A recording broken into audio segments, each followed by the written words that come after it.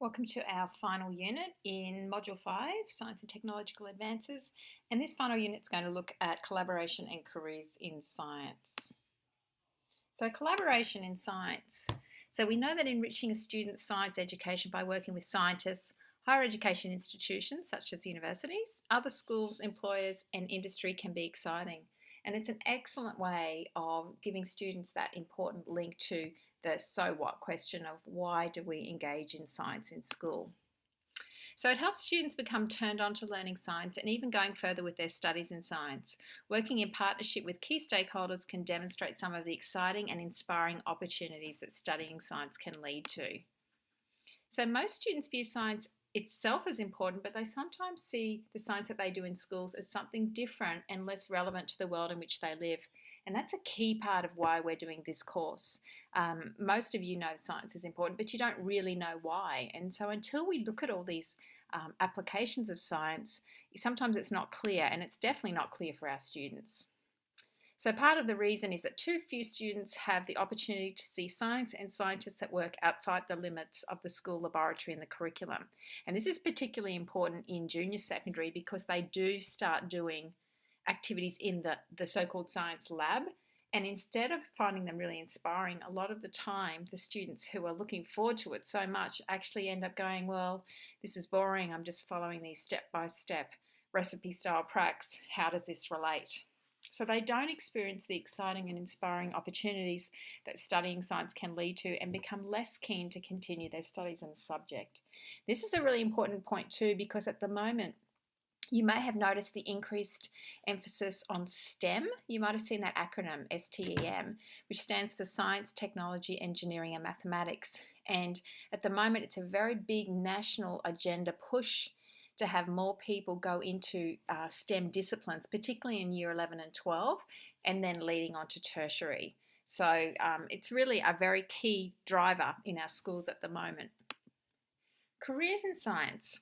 So let's have a look at some of the things, because again, you might be thinking, well, you know, if I do teach into that junior secondary and say I'm teaching year 9, how do I inspire these students? What sorts of careers are out there for them? So we know for a career in science, there's a few things that we want our students to have. And the first one is a naturally curious and questioning mind. So you're going to identify those students in your classes that are like that. They're the ones that always ask the why. You know, why is the sky blue? You know, why do rainbows form after, you know, we have rain? Those kinds of students really have that untamed imagination and appetite for exploring the unknown. So science is perfect for those types of students, and they're often very creative students as well. So now more than ever, science stands at the forefront of all of our futures. So let's have a look at biology and the life sciences. Lots of students are interested in biology, and you'll notice that, you know, there's a natural inclination towards the life sciences, and particularly this comes from primary school because much of the science we do in primary school centres on the life sciences. You know, even starting from prep, you know, where we can sometimes keep, you know, animals in the classroom, and we can, you know, watch the pupae and the larva, you know, form into the moth or the butterfly. So really, students have an intrinsic interest. But really, where are the careers? Well, we've got careers that are booming, particularly to do with the environment. So things like emissions trading schemes, jobs in industries such as environmental consulting, molecular genomics, and bioinformatics.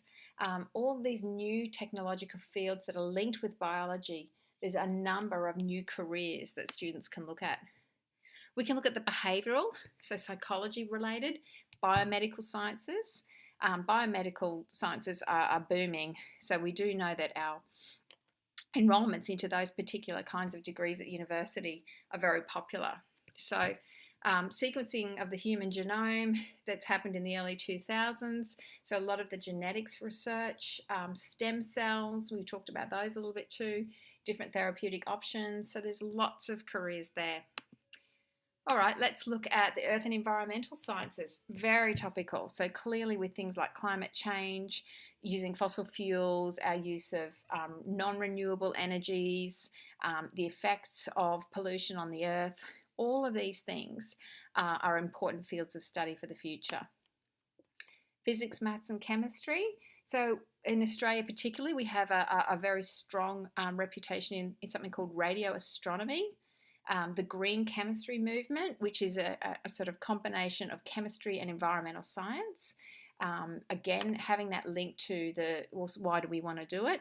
Again, so green chemistry is a great area and that students can see that a somewhat abstract science like chemistry is actually related, okay, to their everyday lives. We also have computer sciences and engineering. We know Wikipedia, blogs, Facebook, Twitter, changing the way we interact with and create content on the web. So there's a range of opportunities there, and you can combine those opportunities in computer science with other disciplines because we know now that we are intimately linked to technology and computer science now in all of the disciplines. So that's just a little snapshot. I wanted to end with collaboration and careers in science because I think at the end of the day, we really need to know, well, we learn all this, but how do we promote these opportunities to our students to actually make a difference potentially in their professions? And so it's important to think about some opportunities.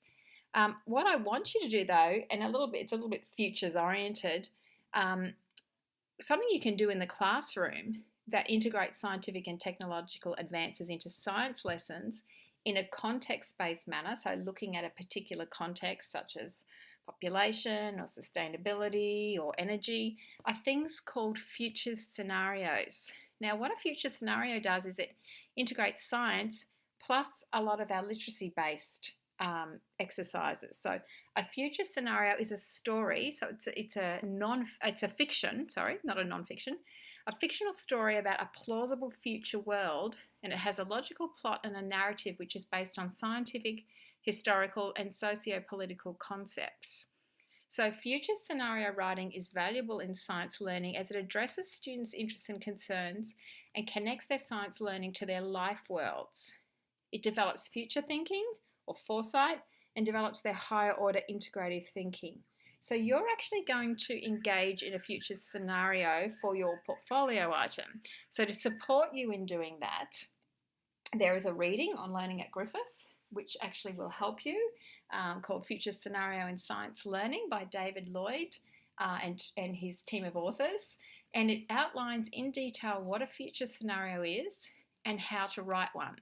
So particularly as upper primary, lower secondary teachers, these are really effective ways of addressing a lot of things in science, one of which is to have something interesting and engaging for students to do. Another is to help develop their literacy skills. And another is a way to make them think about how science can apply in the future and also to their own lives. So we're going to have a look at that in a minute, but importantly, we have now finished Module 5, so you will now be able to complete the final online quiz, which is quiz number 4, Science and Technological Advances. So please make sure you've reviewed everything before you go and do that quiz, and that is the final one. So we do have one more module to go, but we don't have a quiz associated with that one. And here's our portfolio item 5. So read the article that I just referred to on Learning at Griffith. You're going to use the information in the article, and you will need to use that article because I haven't put the information on these slides. You're going to develop a future scenario suitable for Year 7 to 10 students to address one of those topical issues in science that we talked about in the first unit in this module. So remember we looked at population, sustainable cities, energy, healthy communities, or security. So you're going to pick one of those as your topic, and you're going to create a future scenario to demonstrate that particular topical issue. So you need to map the development of your scenario using the 6 steps outlined in the article, which you'll find on page 20. And you're going to include a table with the 6 steps, plus your developed scenario in your response. So until you read the article, you'll have no idea what I'm talking about. I'm going to show you some examples that we've had in previous years. Here is one. Okay, so this is using the genre of a diary entry as their scenario, where it shows, you can see the date here, where it's a diary entry about how everything's changed from the olden days. Okay, so you can see that's, you can use a number of different genres, a newspaper article, a blog, a diary entry. There's a number of options that you can have when you read the article. Here's the 6 steps that map out the future scenario. So the key question which is driving this one is population. So remember I said there were those topical issues. This one's talking about population, and the scenario reflects that the issue of overpopulation. So basically, this person's sort of saying, oh, things have changed now that there's so many people and what it's done to the environment. So it's demonstrating the science within the narrative of a diary entry. Okay, so that's just one option. Other options, like I said, can be blogs, they can be advertisements. Yeah, there's a variety. So this person has mapped out the 6 steps. So this will make more sense to you when you've read the article. All right, so that's quite good. Here's another one. This one's also looking at population. So here's the issue, population. This one gives a little overview of what the issues are with an increase in population, and presents the future scenario in a concept map. So this one's quite different. It was quite novel. It also maps out the 6 steps. And here is the scenario, the developed scenario. So this is like a holiday brochure. So this is an advertisement. So this is using a different genre, the holiday of a lifetime without leaving your home. So it's a virtual holiday. So it's addressing the idea of you go back in time before we had these problems with population, to where, you know, it was peaceful and not overpopulated, but it's actually virtual because we don't actually have the ability to do that anymore. So that was really quite interesting. And it provided this extra information, which you don't need to do, but it provided just some background on the issue. So it showed me that the person was really well aware of all the different factors. And finally, let's have a look at how this particular portfolio item maps onto our task sheet. All right, so it's number 5. We've got 2 to go, and they both are related to the last module we're going to do. Okay, so here's our future scenario. We've got 3 criteria that it addresses. So here's criterion 1, a highly accurate understanding of the topical issue. So remember those last 2 were about population. So within the actual genre that you're using and your 6 steps, I need to see clearly that you understand the issues around population or whatever issue you choose. So the person that did that second one, that had that concept map and a little bit of a blurb first, that person was really trying to make sure they addressed this particular criteria about the accurate understanding. You don't have to do that. If it's clearly evident in your scenario that you develop and your steps, then there's no need to include that extra information.